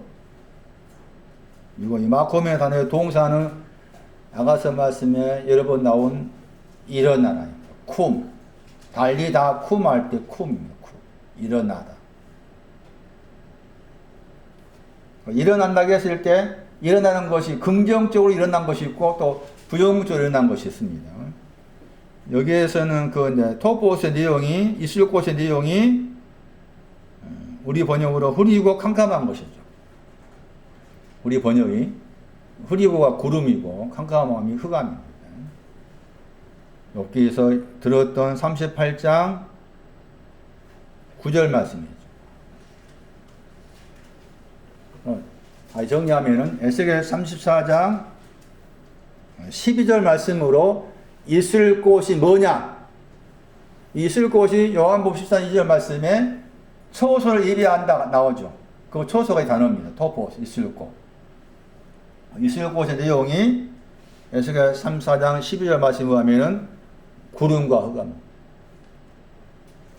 그런데 사관에는 6월절의 신앙이 있어도 거기에는 구름과 흑암이 없다는 거죠. 그 말의 의미는 구름과 흑암의 신앙보다 더 낫기 때문에 그 말이에요. 사관은. 구름과 흑암, 여기 38장 9절이었죠. 구름이 뭘로 바꿔져 있습니까? 어부 바꿔졌죠. 그 다음에 흑암은 뭘로 바꿔졌어요? 강보입니다. 강보. 그래서 강보가 나오잖아요. 그 2장에. 여기를 거쳐서 43장 가야 됩니다. 43장 7절. 에스겔.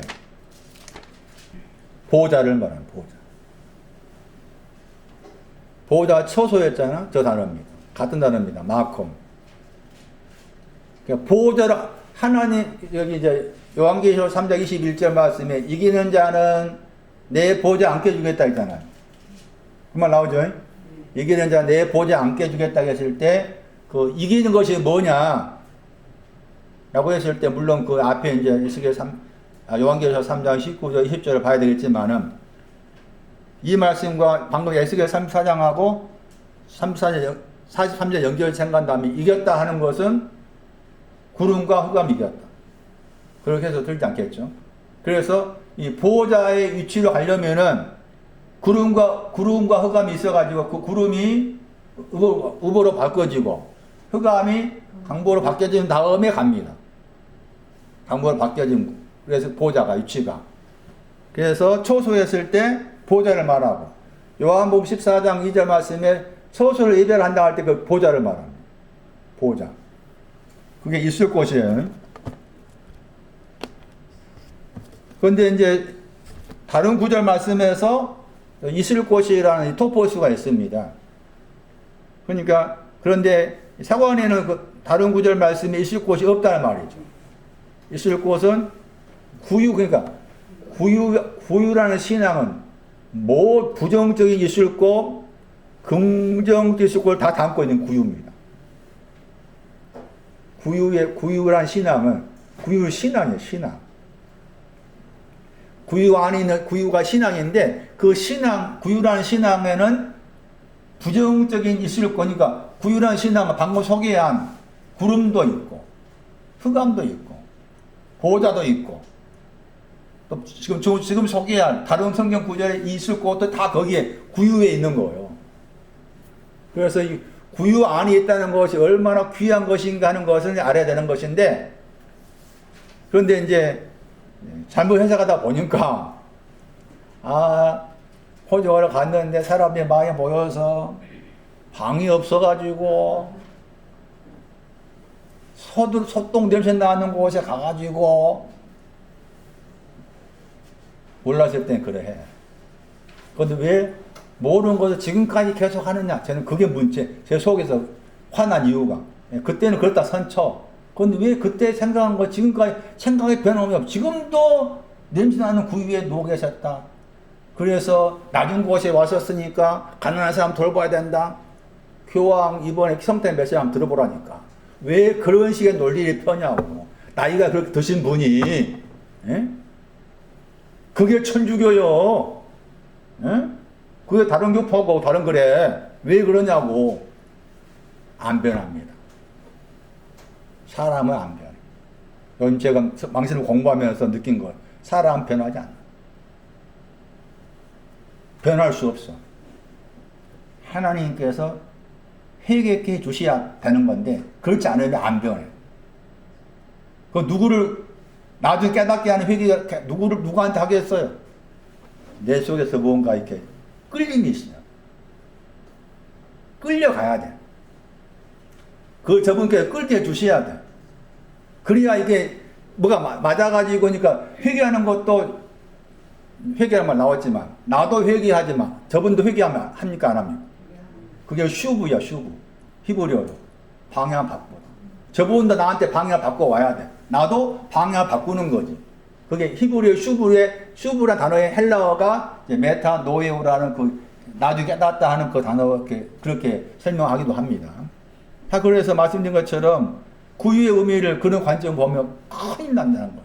다음 주에 제가 막 구유에 나온 성경 구절이 많아요. 제가 다 소개할 테니까 들어보세요. 이 구유가 얼마나 귀한 것이고, 예?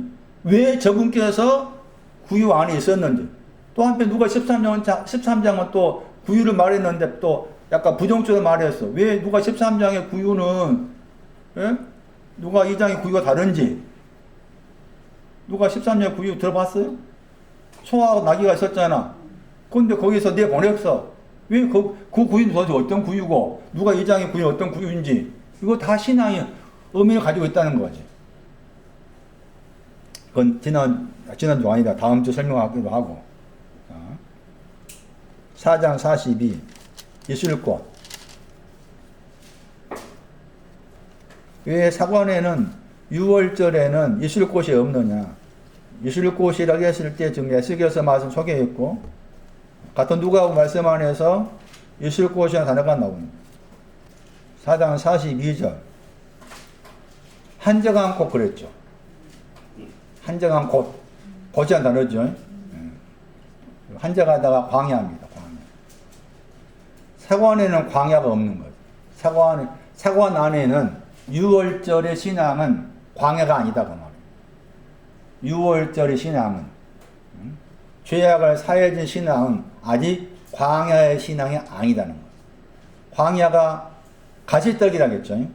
광야 위치 정확하게 이해하셔야 돼, 이제. 광야를 통해서 어디 갑니까? 에덴 가지요.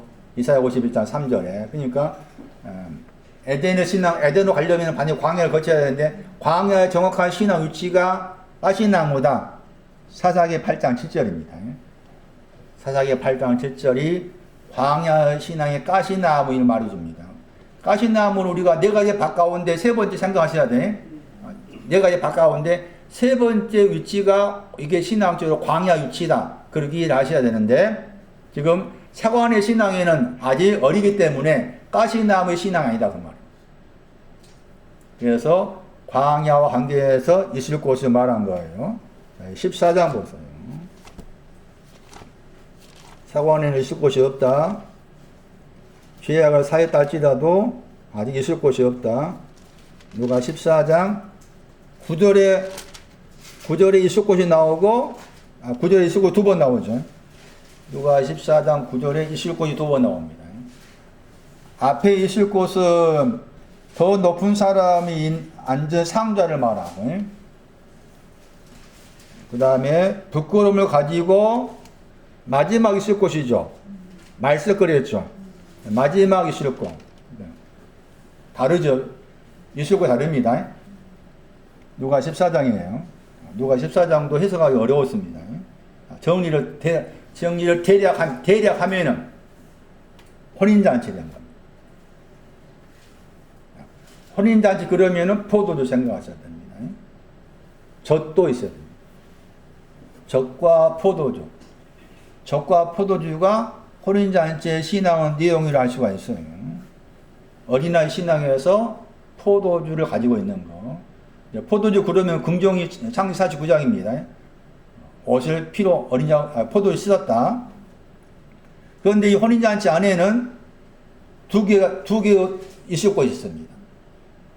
혼인잔치 안에. 그러니까 아까 히브리 13장 말씀에서는 혼인잔치가 있었고 그 다음에 뭐가 있었습니까? 그 다음에 침수가 있었죠.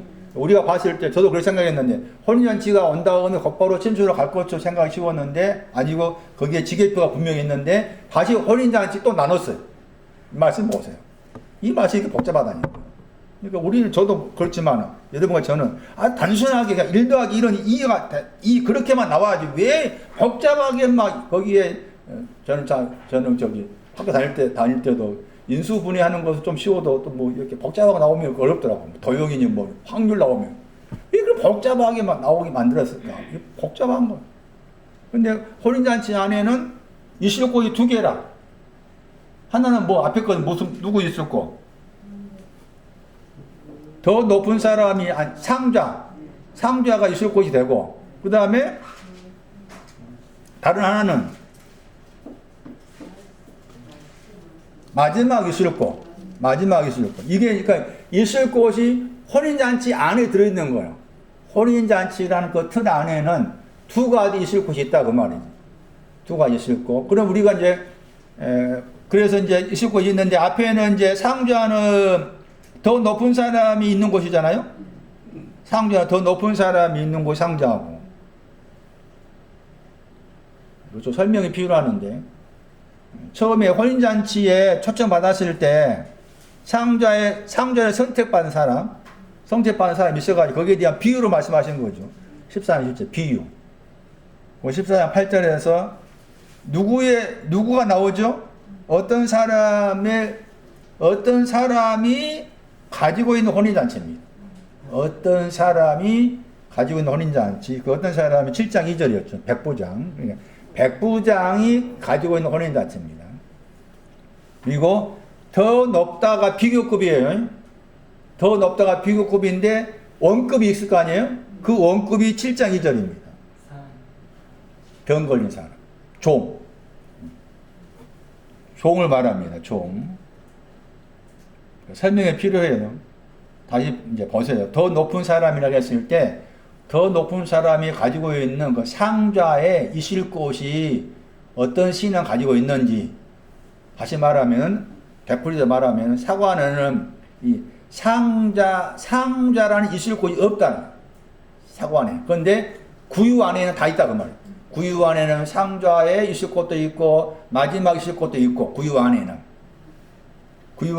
광야 있을 곳도 있고 예, 그래 구유안이란 말이 나오고 그랬을 때 그러면 더 높은 사람이 있는 그 상자가 어떤 신앙을 가리켜서 말하는 것인지를 이해하려면은 더 높다 하는 단어가 이미 원급으로 7장 2절에 말했다겠죠. 7장 2절을 봐요.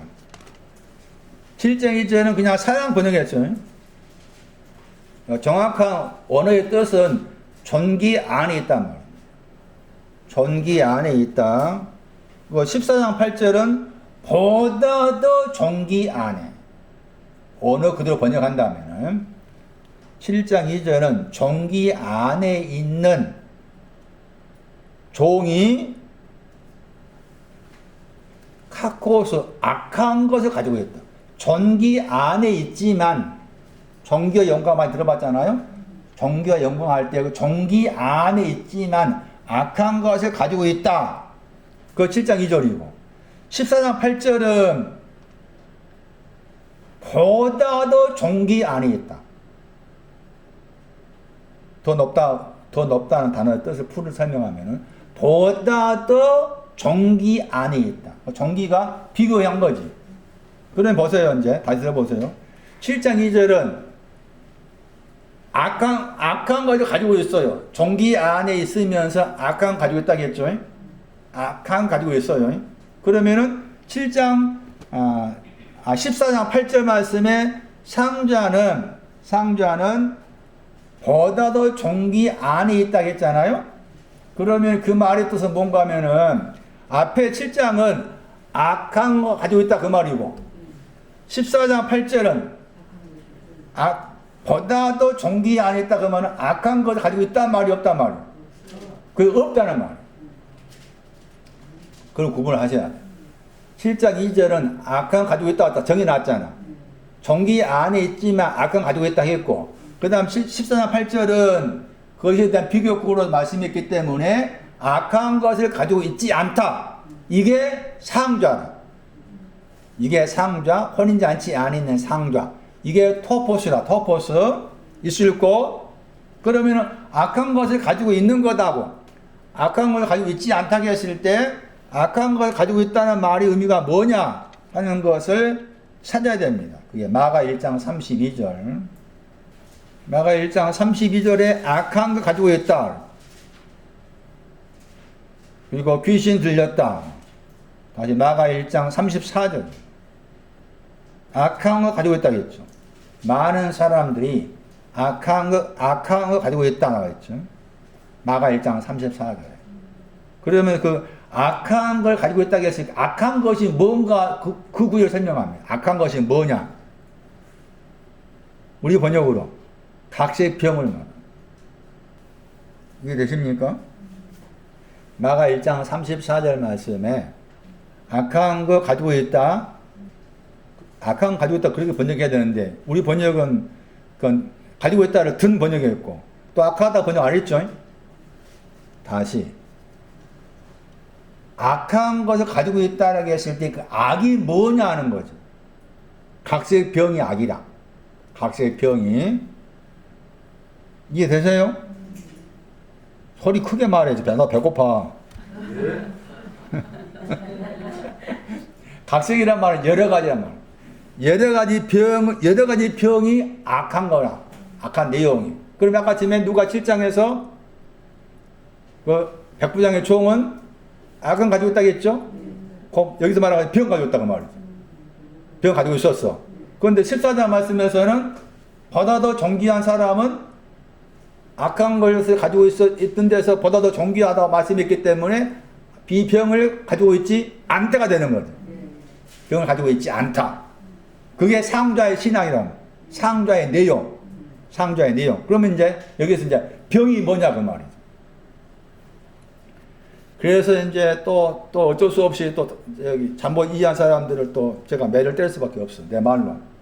이 병을 그 문자 그대로 암 또는 뭐 위암 무슨 그런 생각했어.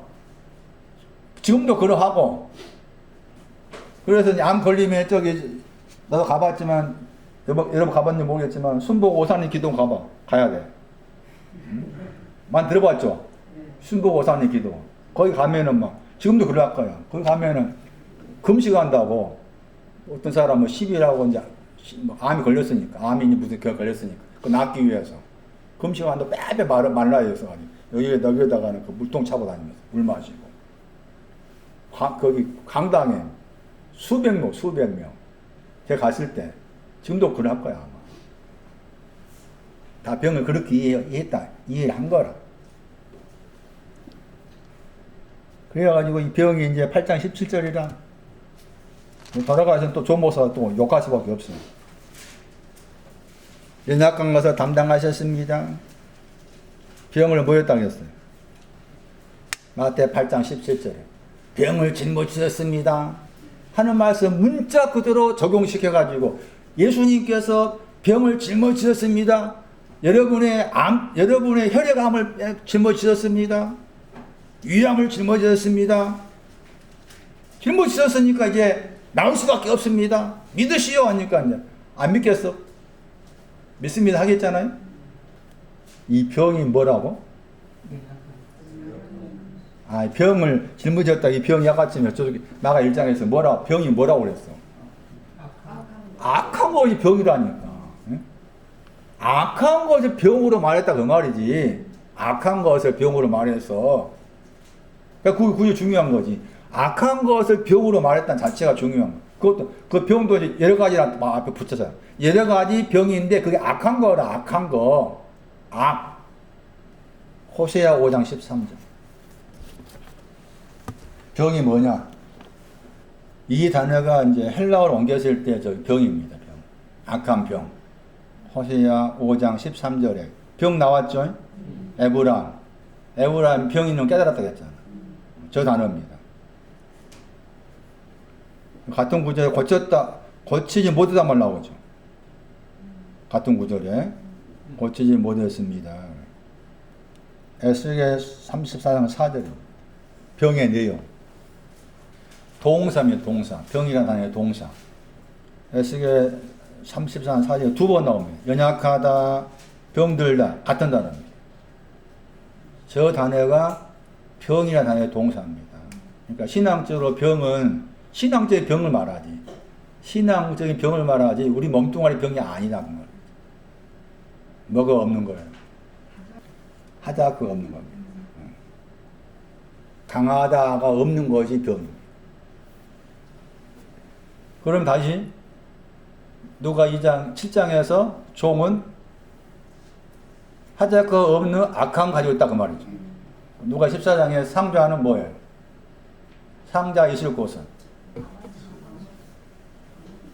하자크지. 하자크. 저쪽은 하자크를 가지고 있다 그 말이죠. 누가 7장은. 이해 안 돼? 누가 7장은 악한 가지고 있다 했잖아. 그러니까 병 가지고 있다 했잖아. 병 가지고 있었고. 누가 14장 말씀은 상좌는 가지고 있는 것보다 더 존귀했다 했잖아. 가지고 있는 거 없어졌다 그 말이고. 그래서 하자크인 거죠. 하자크. 상좌의 신의 하자크라. 강한 신앙. 그러니까 이 강하고 담대하라 이 말씀이 여호수아한테 모세를 통해 줬잖아요. 약간 유언같이 말했잖아. 굉장히 중요한 내용이 많이 담겨 있는 거예요. 강하여라 담대하라 그 말씀 속에. 그런데 지금 상좌의 신앙은 하자크 신앙은 뭐예요? 강하다. 강한 신앙은 아마치 오기 전이잖아요. 아마치 오기 전에 강하다 하는 것이 상좌의 신앙이에요. 그러면은 마지막 거기 토포스는 마지막 있을 곳은 뭐냐? 마지막 있을 곳은 상자보다 신앙 위치가 낮겠어요? 높겠어요? 그렇죠. 높다 봐요. 높다. 마지막 있을 곳이란 저 신앙의 의미는 상자에 있을 곳보다 더 높은 신앙이에요. 높은 신앙. 그러면 마지막 있을 곳이라 마지막 내용이 누가 11장 26절 마지막 있을 곳이라 마지막이 뭐냐? 누가 11장 26절이 마지막. 나중 형편이 마지막. 누가 11장 26절에 나중 형편이나 저 단어가 마지막의 단어예요. 그리고 그 마지막이 가리키는 내용이 전보다 뭐라 하겠죠? 더 심하다겠죠? 전보다 더 심하다겠죠? 더 심하다 저게. 더 심하다가 마지막 내용입니다. 그리고 더 심하다 하는 저 단어가 아카다의 비교급입니다. 아카다의 비교급. 아까 악한 것은 병이었잖아요? 근데 그 악한 것이 병이었고 그 병은 하자크가 없는 거였잖아요? 악한 것이 없어진 것이 하자크 신앙이었잖아요. 근데 하자크 신앙 왔다 해도 그 다음에 우리가 들은 거 생각하면 하자크 다음에 뭐가 있어야 돼? 아마치가 있어야 되잖아. 여기는 지금 하자크 온 다음에 아마치가 아직 오지 않는 보다 더 악한 걸 말. 그게 마지막 있을 곳이라. 에? 마지막에 있을 곳. 보다 더 악한 거. 그래가지고 자 마지막에 있을 곳. 그런데 그 마지막에 있을 곳이 있는 사람을 가리켜서 친구라고 그러죠. 14장 10절에 벗이여 보다 더 악한 거 가지고 있어도 친구라고 그럽니다. 그리고 벗이라는 말은 이제 입맞추다, 필레오, 입맞춥니다. 그리고 그 마지막 보다 더 악한 것을 가지고 있는 사람을 나는 너가 보다 더 악한 거 가지고 있어도 나는 너를 향해서 입맞추고 있다. 입맞추고 있다. 그러면서 결론이 나옵니다. 그 14장 11절이죠. 자신을 낮추는. 이게 마지막 말씀의 그 말입니다. 마지막 있을 곳, 친구, 그게 자신을 낮추는 거예요. 자신을 낮추는 거. 14장 11절을 말씀하기 위해서 앞에 말씀에서 말이 나온 거예요. 상좌, 하다크의 신앙은 14장 11절 말씀에 높은 것입니다. 하다크의 신앙, 높은 것. 상자 높은 거. 상자 높은 거.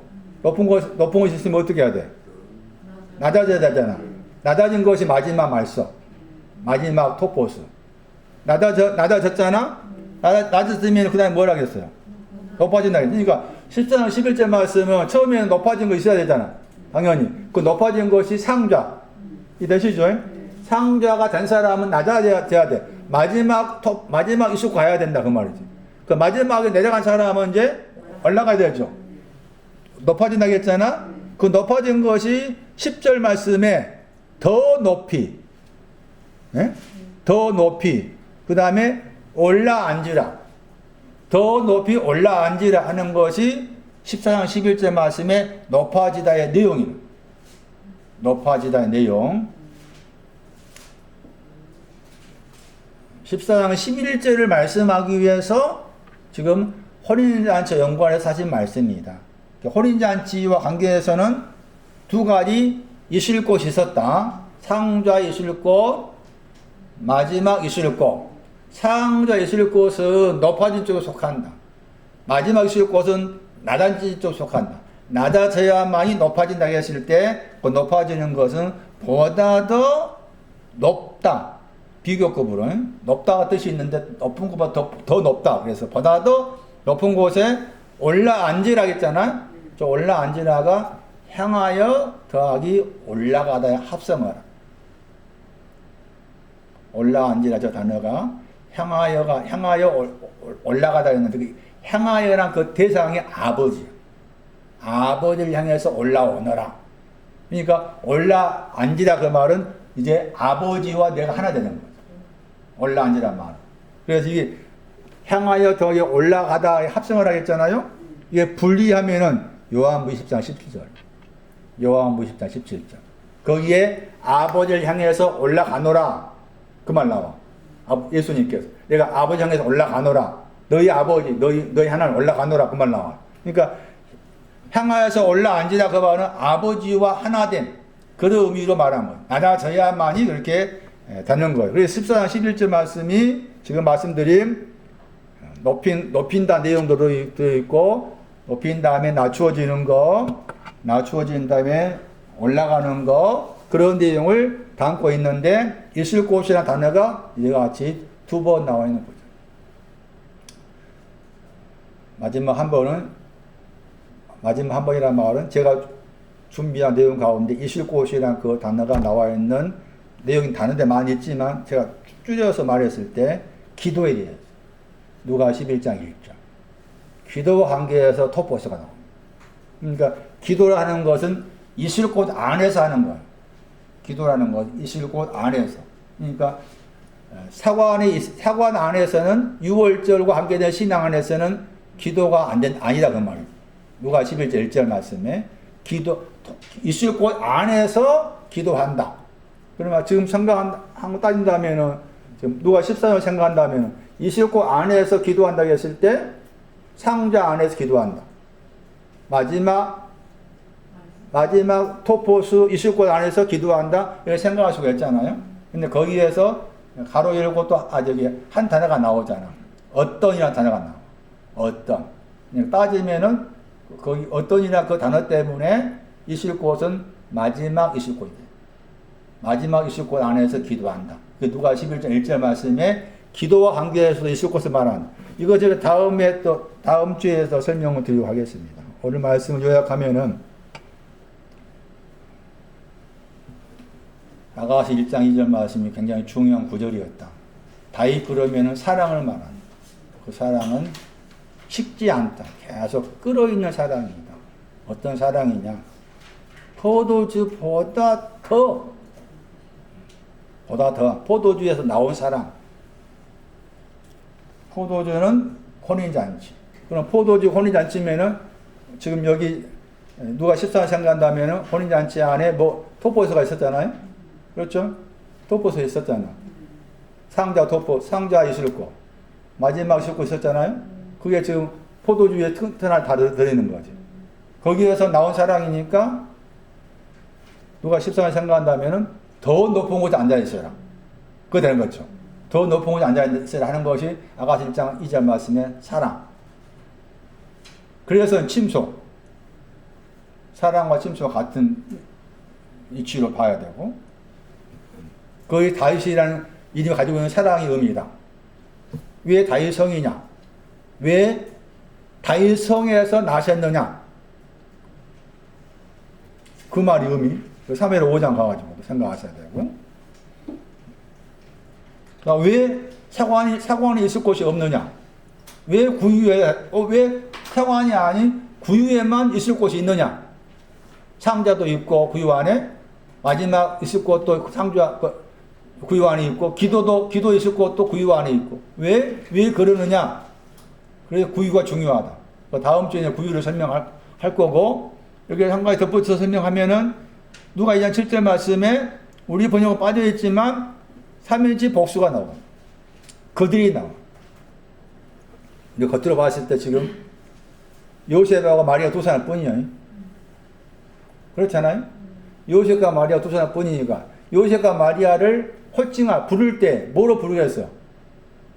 3인칭 복수로 부르겠어. 문법으로 따진다면 2인칭 복수가 되겠어. 정권서 몇 인칭이 되는 거야? 2인칭 맞지? 2인칭이 돼야 돼. 너희들이 했다. 왜 그들을 했을까? 나도 거기 있어야 그 말이야. 세정이도 있어라, 문명수도 있어라, 손나이도 있어라, 등등 다 있어라. 그래서 3인칭 복수 쓴 거야. 그 말 중요하잖아. 3인칭 복수. 그러니까 결국에는 3인칭 복수 쓴 것은 사관 필요도 아니잖아요. 사관 안에 있다가, 지경 안에 있다가, 지경에서 구유 안으로. 순서가 그래요. 사관 안에, 지경 안에, 구유 안에. 다음에 구유 안에 설명하고, 그 다음 주는 지경을 설명하고. 그러다 보니까 이제 이 크리스마스 관계 누가 이 장이 몇 달 가겠네. 몇 달. 여기까지 하겠습니다.